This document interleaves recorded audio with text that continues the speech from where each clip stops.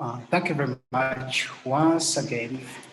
As we are kicking off with our second session, I'd like to thank those that have participated in the first session, museums in 2021 and beyond, the future of our past.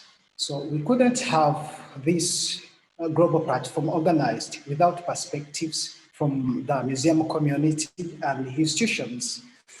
Today's first session was asking critical questions about the future of our past. I'd like to express our deepest thanks to Dr. Meron Adams and Mr. Allen Parkwood. Thank you very much for the wonderful presentations and the discussions. And of course, my dear colleague, Mr. Timothy Lyle, thank you very much. You are watching us live from the America's National Churchill Museum at Westminster College, Missouri, US, and at the Winston Center for Heritage, Culture, and Museum Studies at Mutessa University, Kampala, Uganda.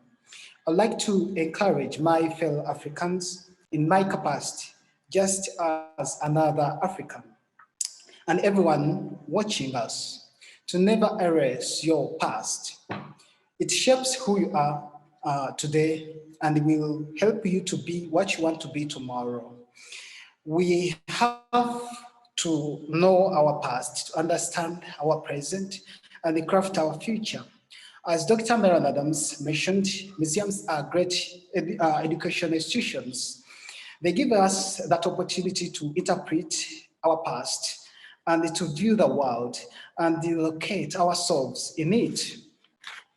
Winston Center for Heritage, Culture, and Museum Studies in East Africa is the first, actually, in East Africa and second in Africa to introduce studies in museology. I'd like to express our sincere thanks to the America's National Churchill Museum for their generous donation of study materials. They contributed a lot to the Winston Churchill Center. Thank you very much, our dear colleagues, for your support. As I leave the podium now, I'd like to pass the program to my dear colleague, Mr. Timothy Lyle, who is going to introduce today's keynote speaker. Please again, welcome Mr. Timothy Lyle. Thank you very much. Thank you very much, and welcome Mr. Timothy Lyle.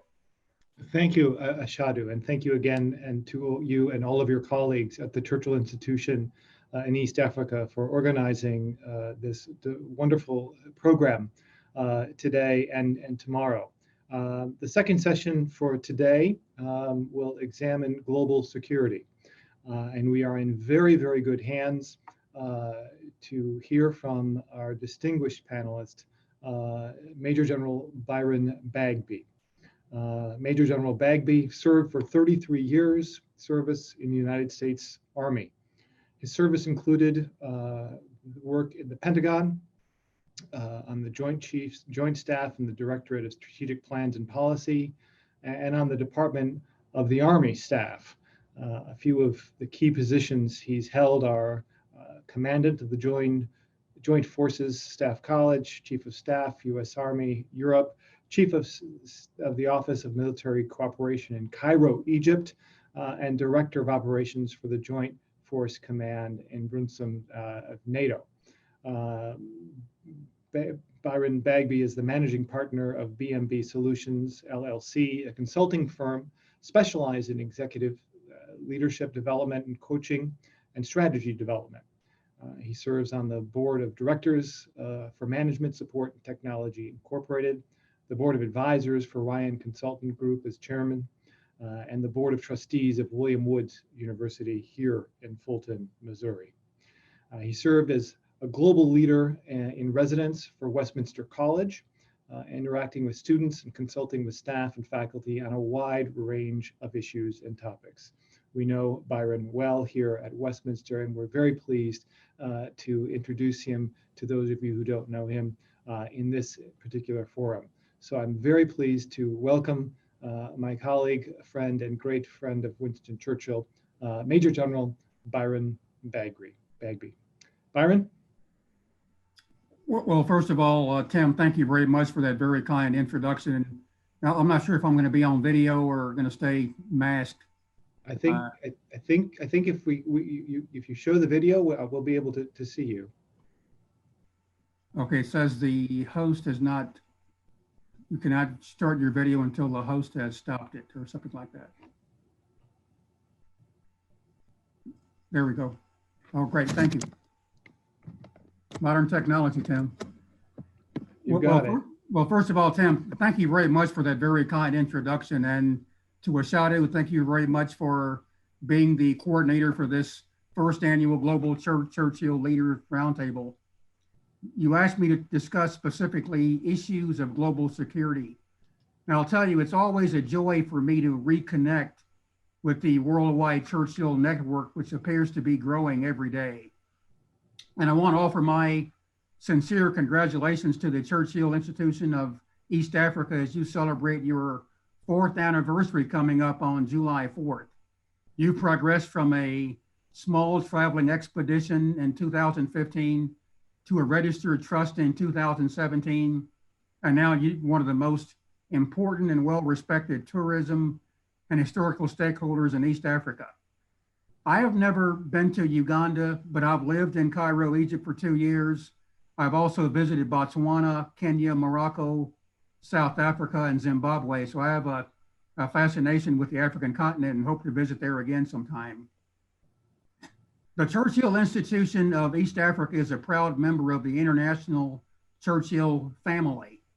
All of us have a fondness for the accomplishments and distinguished careers of the Right Honorable Sir Winston Spencer Churchill. I've been a fan of Sir Winston Churchill since growing up in Fulton. I remember quite well watching the trucks drive down Westminster Avenue transporting the bricks that were brought in by train that had been transported by ship from the United Kingdom, and then watching the construction crews rebuild the Church of St. Mary the Virgin Aldermanbury on Westminster campus. And then on May 7th of 1969, I was a Fulton Sun Gazette paper carrier and sold newspapers on the corner of Westminster Avenue and 7th Street during the official dedication of that very famous church. And those early experiences encouraged me to learn more about the Right Honorable Sir Winston Churchill over the years. And on one of my first visits to London, I went to the bunker. On a later visit, my family and I vacationed in the United Kingdom over Christmas in 2010. That was a very cold and snowy winter for the United Kingdom. And one cold afternoon, my son and I went around downtown London to find the original location of the Church of St. Mary the Virgin Aldermanbury and found it down near Guildhall in a small square. The foundation was relatively intact. There was a large plaque on the west side of the lot that discussed the history of this famous church. And then on the south side was a statue of William Shakespeare. When you look at where we are today within global affairs, as Ashadhu mentioned, you must look back in history. Let's go back to March of 1921, when Sir Winston Churchill, the newly appointed colonial secretary, chaired a conference in Cairo, Egypt that had profound effects on the Middle East region. Drawing on advice from Thomas E. Lawrence, known as Lawrence of Arabia, and Gertrude Bell, Sir Winston Churchill presided over the creation of the modern-day Iraq and Jordan and supported the expansion of the Jewish presence throughout Palestine. And a few weeks ago, on April 8th, a panel discussion moderated by Alan Packwood celebrated the 100th anniversary of the first Cairo conference. Looking further back in history, in my humble opinion, the 3 most profound speeches that were given of all time are Lincoln's Gettysburg Address on November 19th, 1863, General Douglas MacArthur's Duty, Honor, Country speech given at West Point on May 12, 1962, and then Sir Winston Churchill's Sinews of Peace speech given at Westminster College on March the 5th, 1946. After President Truman introduced Sir Winston Churchill to give a lecture titled The Sinews of Peace, which became known over the years as the Iron Curtain speech, he talked about the relationship between the United Kingdom and the United States.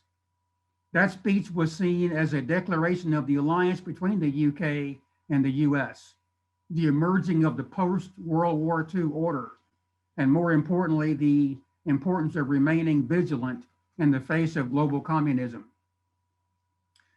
As direct as we know Winston Churchill to be, he issued a warning in that speech, quote, "From Stettin in the Baltic to Trieste and the Adriatic, an iron curtain has descended across the continent." And he went on to say that, describing the continental stage behind that curtain, were the capitals of all of the ancient states of Central and Eastern Europe, places like Warsaw, Berlin, Vienna, Budapest, and Sofia.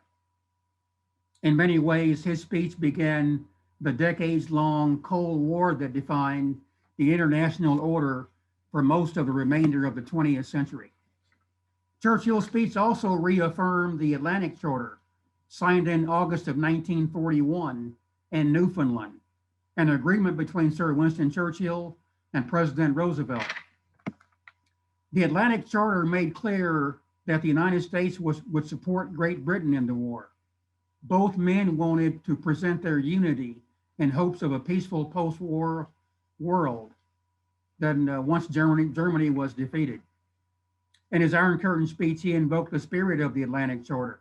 He called on us to strengthen the Anglo-American ties and hoped that the newly founded United Nations would become a peace-promoting world organization that would succeed where its predecessor, the League of Nations, had failed. The US-UK relationship has continued beyond the Cold War. After the terrorist attack of September 11th, 2001, the one nation that has stood behind the United States mostly was Great Britain. They joined us in Operation Iraqi Freedom, Operation Enduring Freedom, and they remain with us today in Resolute Support Mission in Afghanistan.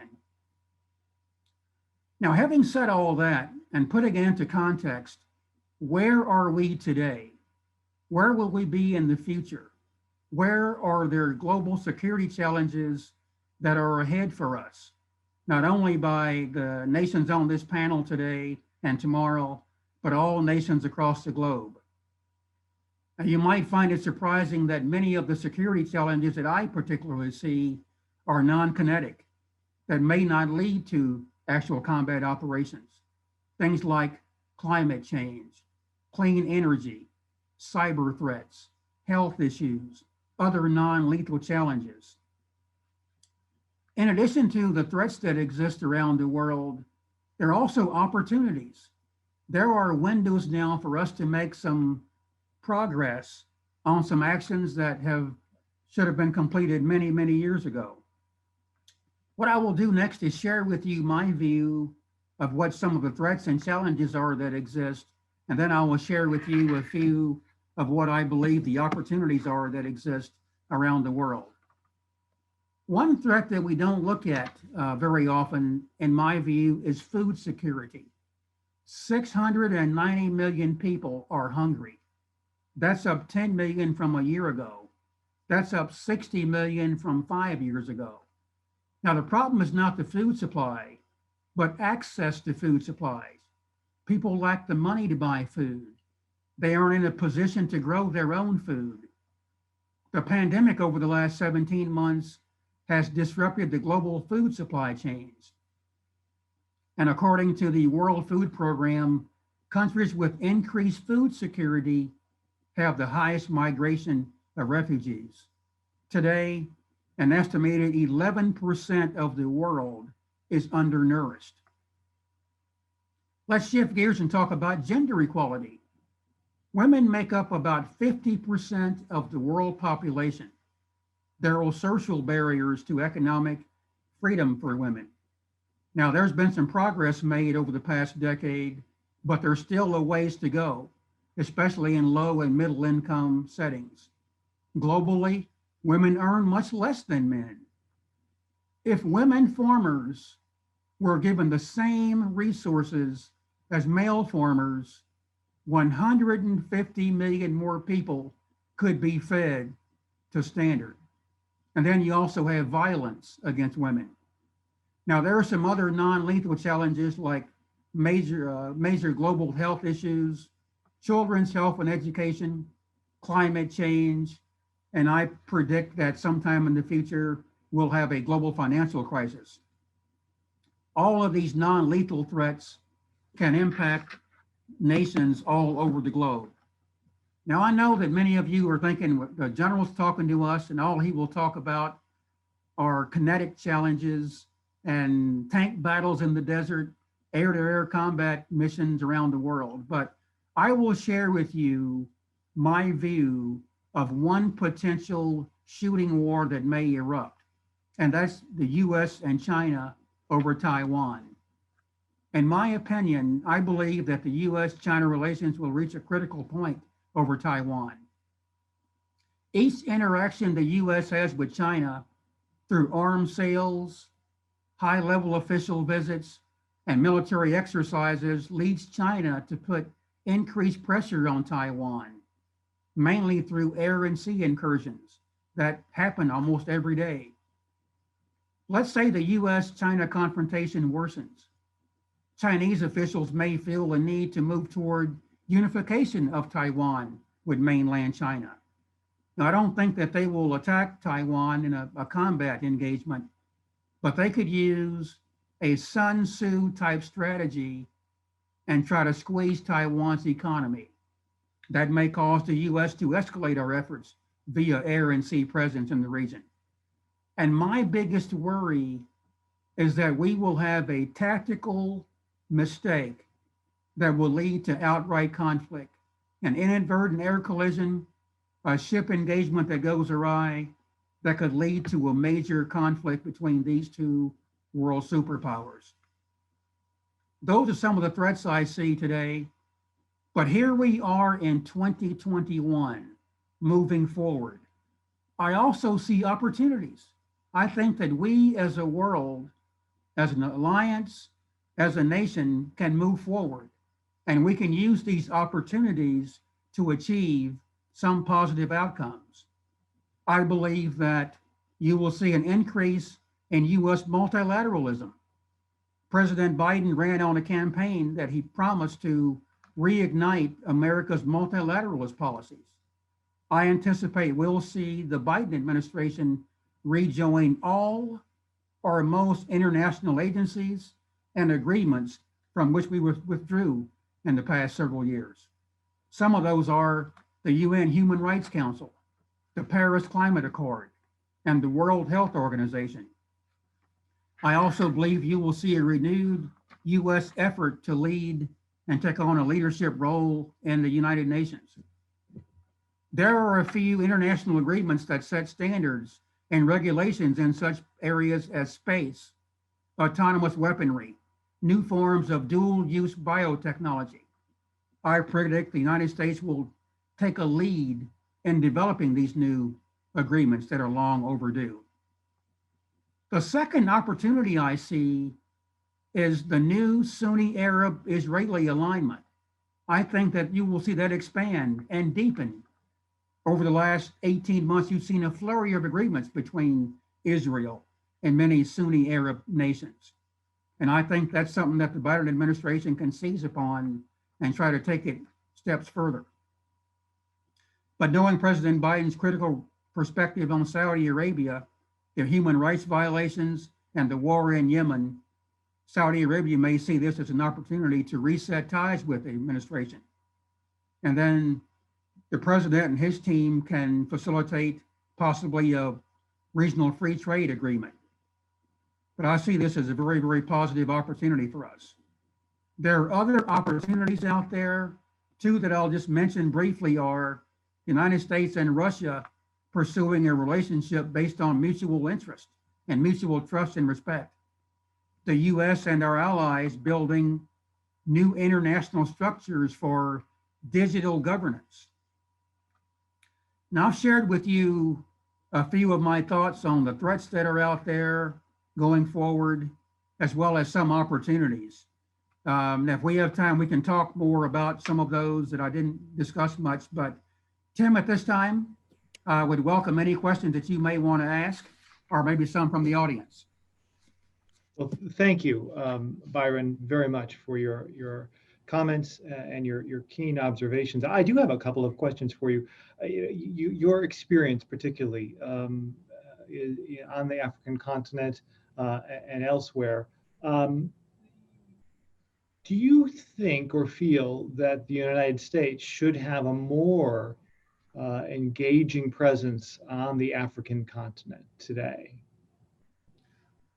Absolutely, without question. And I think that if you look back over the last 25 years, we have taken steps to change our military command structure and our diplomacy efforts to increase how we're engaged on the African continent. I was the chief military policy planner for the Middle East region on the Joint Staff in 2000 and 2001. And back in that time frame, there was discussions about a need to create a separate military command for the continent of Africa. This is 2001, 20 years ago. And a lot of the challenges on the continent of Africa are not kinetic, are not related to warfare, more famine, resources, etc. And then in 2005, when I was in Egypt, that was taken a step further. There were discussions about creating what's called U.S. Africa Command. And in 2007, Africa Command stood up based in Stuttgart, Germany, and they became fully operational in 2009. Now, the U.S. Africa Command is not like Central Command or Pacific Command, which are 90% military. Africa Command is about 50% military and 50% other specialties, diplomacy, agriculture, legal, etc. And last week, the current commander of Africa Command, General Steve Townsend, did his testimony in front of Congress. And he made a statement that resonated with me. He said, quote, "China and Russia don't ignore Africa. That alone should tell you something." And we've been engaged in Africa, Tim, for about 15 years, and our engagement there grows almost every day. You see, 13 of the 25 fastest growing economies around the world are in Africa.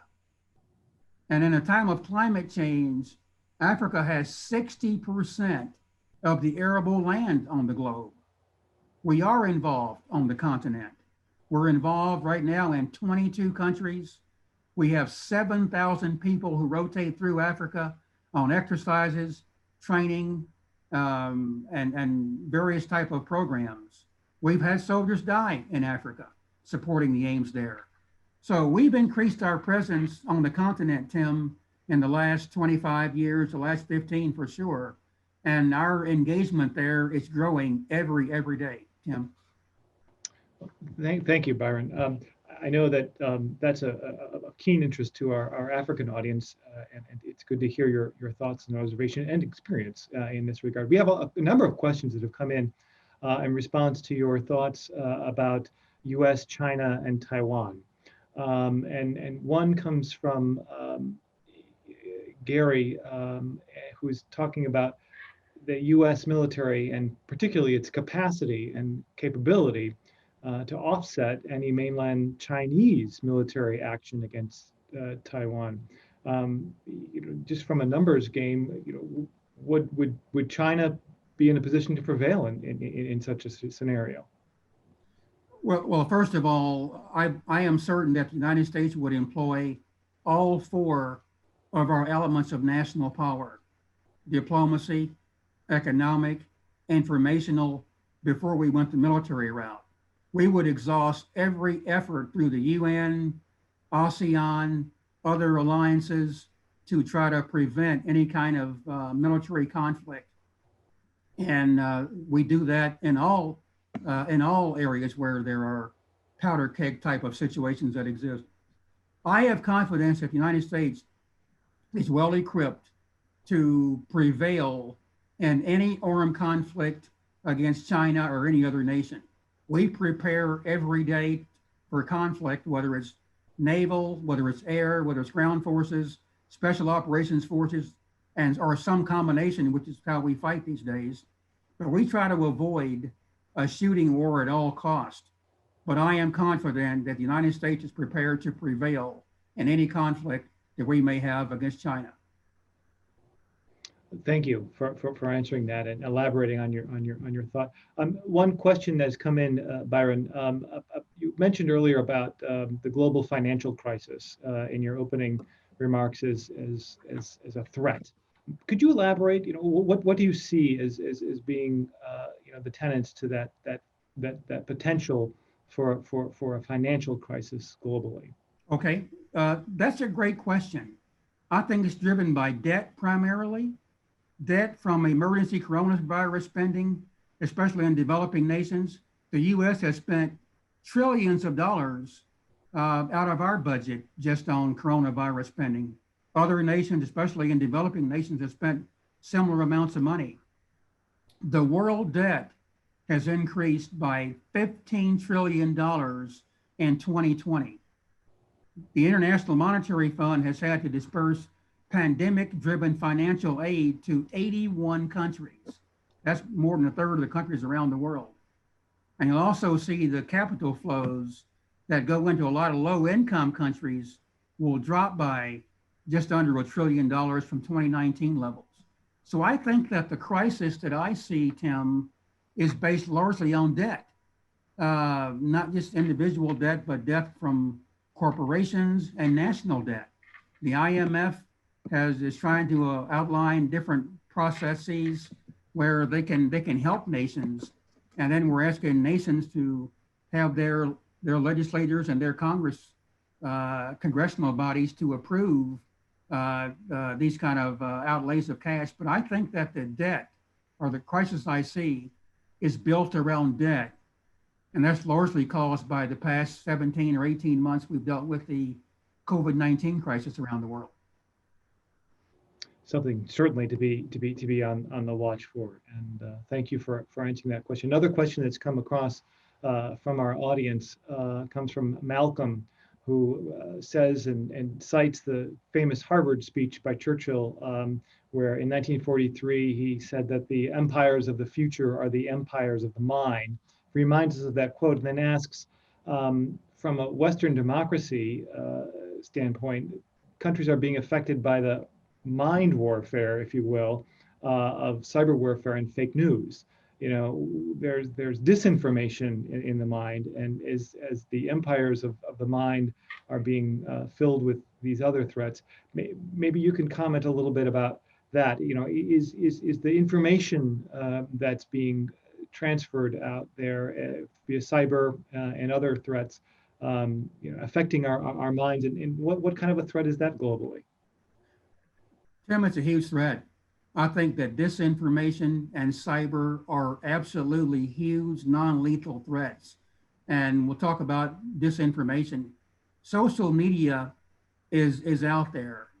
Most of us have a Twitter account. We have email, obviously, Facebook, Instagram, and oftentimes it's trying to get information out the fastest, and not trying to get true information out, not trying to get facts out. And people read something that has not been vetted, has not been fact checked, and they go off believing that whatever they read through some media source or through on social media is accurate.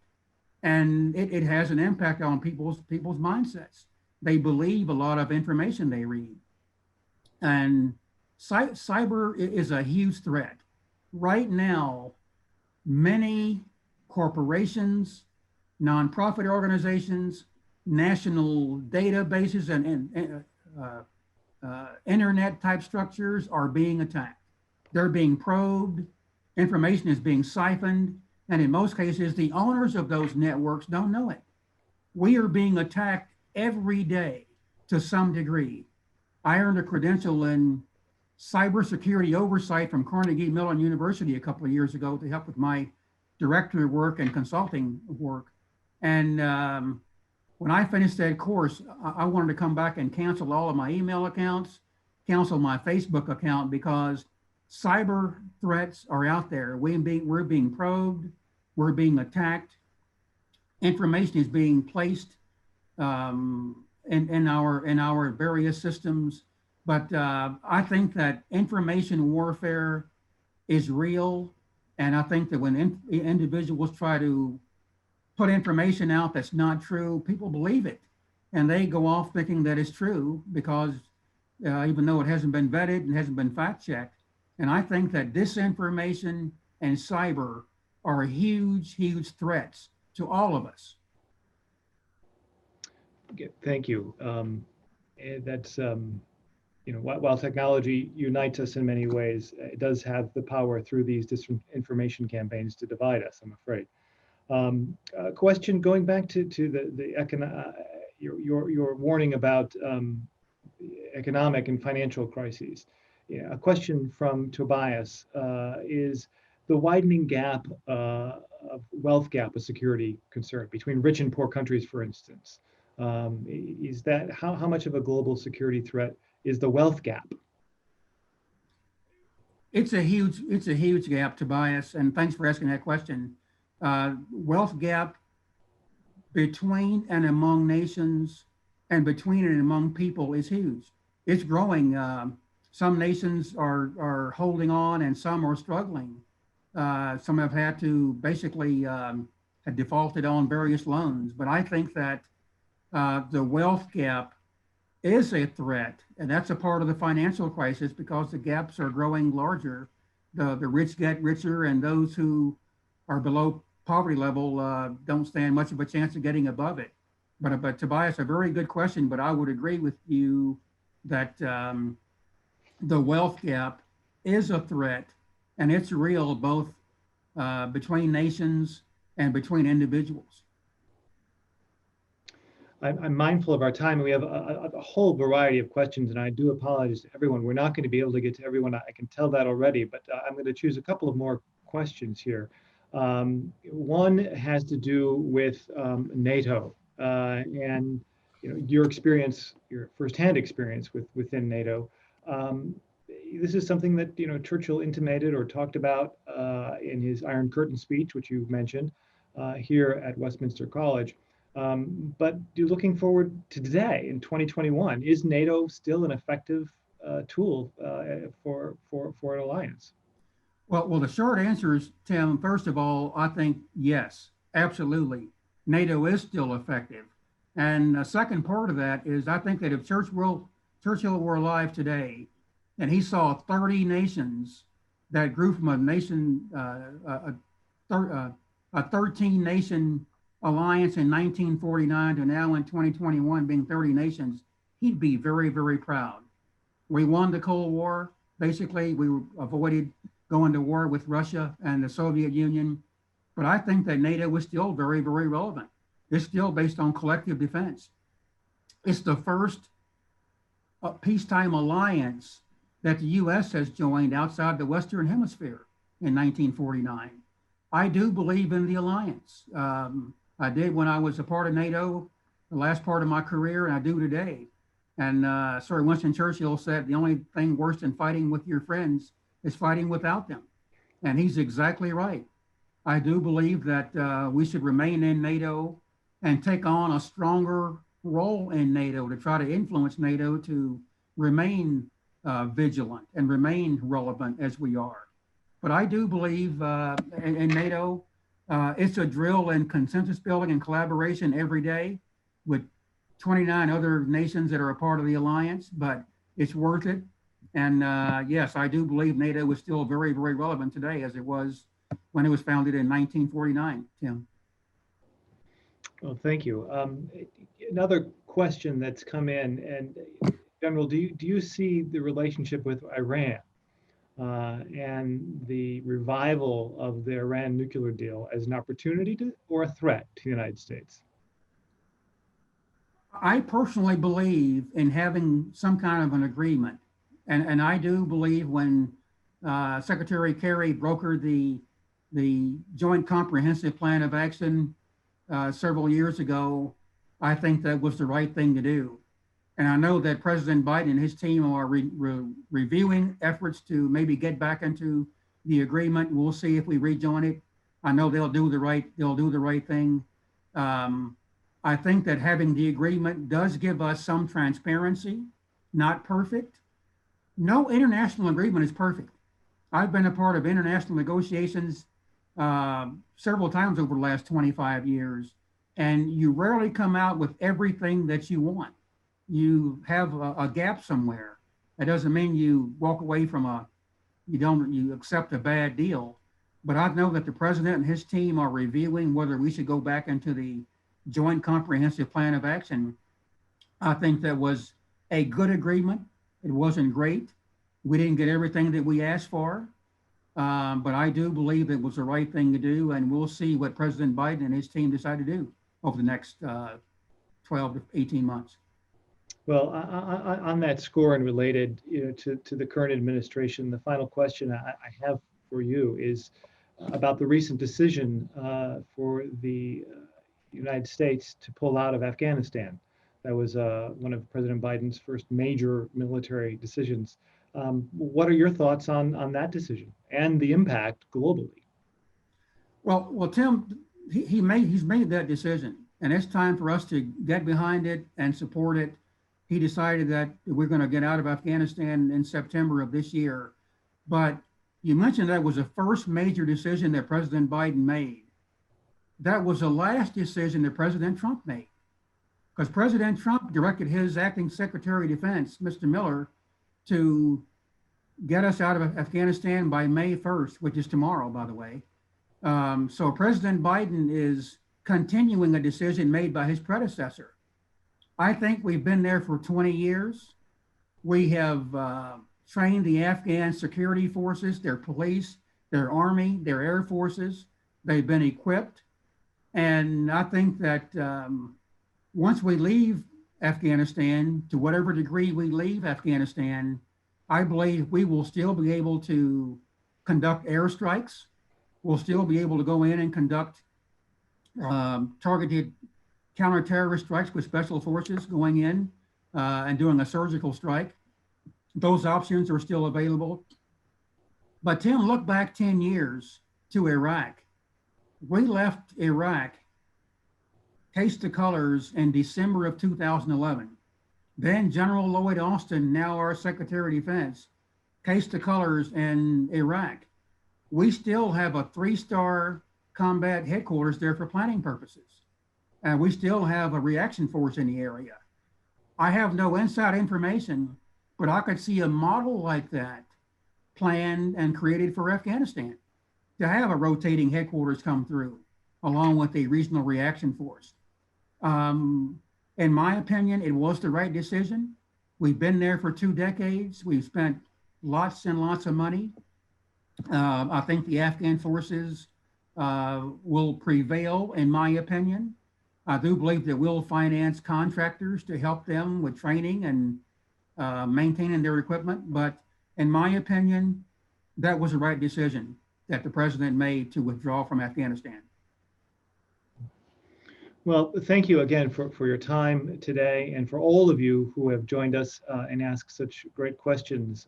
And you've answered them with great insight, knowledge, and experience, Byron. And we were very, very, very grateful to you for taking the time to share your expert thoughts with us to address, these critical issues of global security, and importantly, as you've done, identify opportunities. We often talk about threats, but it's not a threat. You're really allowed to do something about it. You've given us things to think about in those terms. Mm-hmm. So I'd like to welcome back to the conversation here my colleague Ashadhu and our colleagues at the Churchill Institution of East Africa to close today's session and put into a plug for tomorrow. We will have another distinguished group of leaders and panelists addressing other important issues for tomorrow's program, which will begin at the same time today's session began. And I think this link will also be active for tomorrow. But Ashadhu from East Africa, I hope you're well, and thank you again. I'll let you have some final thoughts and words, or perhaps some questions as well. Ashadhu? Yeah, thank you very much. Thank you very much. I would like to express our sincere thanks to Major General Byron S. Bagby. Thank you very much for that great and expertised presentation. Very much appreciated. Actually, I was very much interested. Someone called Grant from London said the journal referred in detail to the sinews of peace speech. Where do East African countries see their sinews of peace and security connecting to? I note that the Churchill Institution was founded on 4th July, a very symbolic day in America, 1776, and Uganda in 1976. Do Ugandans feel there is enough cooperation within Africa and beyond? Thank you very much, Grant, for asking that wonderful question. And actually, we'll be discussing, talking about that on all our social media platform. Thank you very much. And of course, I'd like to thank our previous speakers, Dr. Baron Adams and Alan Parkwood, for sharing with us your experience and the leadership skills. Thank you very much. And I'd like to say thank you once again. Hope to have you all again tomorrow for our second edition of the Global Churchill Leaders Roundtable Discussion Series 2021. Thank you very much, Major General Byron S. Bagby. Thank you very much for a wonderful presentation. And of course, thank you very much, my colleague, Mr. Timothy Lively, for the wonderful program. Thank you.